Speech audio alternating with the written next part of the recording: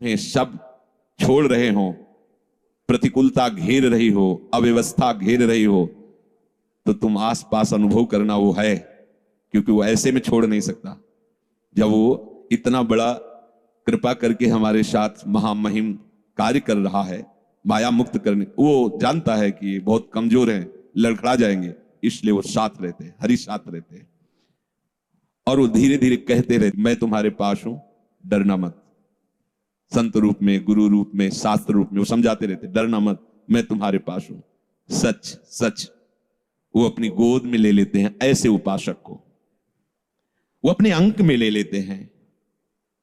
जिसको जगत से निराशा मिली वो हरि की गोद में बैठ जाता है। तो बलिहारी है ना ऐसी निराशा की, ऐसे दुख की।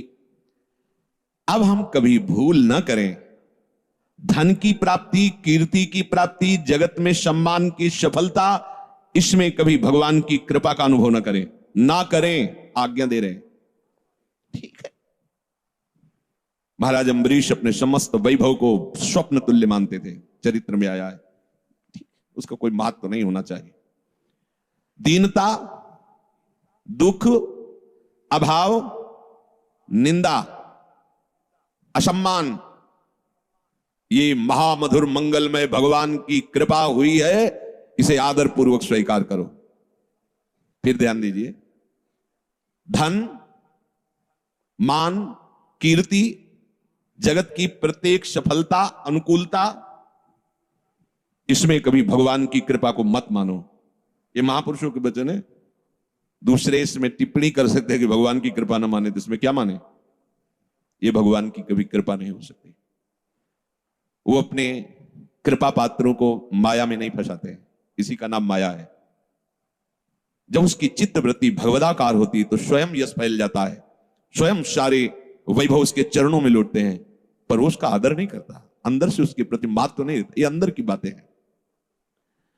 दीनता, दुख, अभाव, अकीर्ति, निंदा, असम्मान, मधुर मधुर मंगल में भगवान की कृपा हुई है, इसको स्वीकार करो। यह है भगवान की कृपा। अब बोलो, हमारे ऊपर भगवान की बड़ी कृपा है। अनुभव करो, तुम्हारे ऊपर प्रभु की बड़ी कृपा है।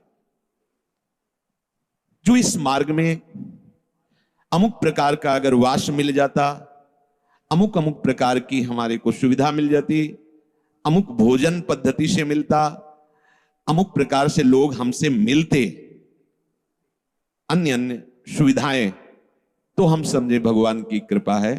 यह अज्ञान है, कभी इसे अपने हृदय में आने मत देना। जब कोई आपको आदर से बुलाए, कोई सम्मान करे, तो आपकी दृष्टि में भी वो नहीं आना चाहिए, आंतरिक दृष्टि में।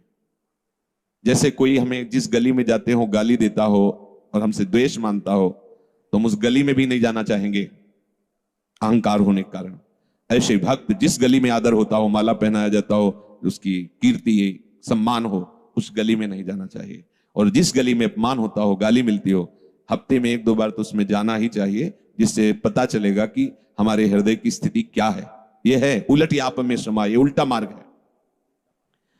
जब आपके हृदय में निंदा करने वाले का और प्रशंसा करने वाले का, दोनों के प्रति कोई भगवत भाव की शिवान्य भाव ना हो, तो समझ लेना अब कृपा फलीभूत हो गई है, अब हृदय की स्थिति बन गई।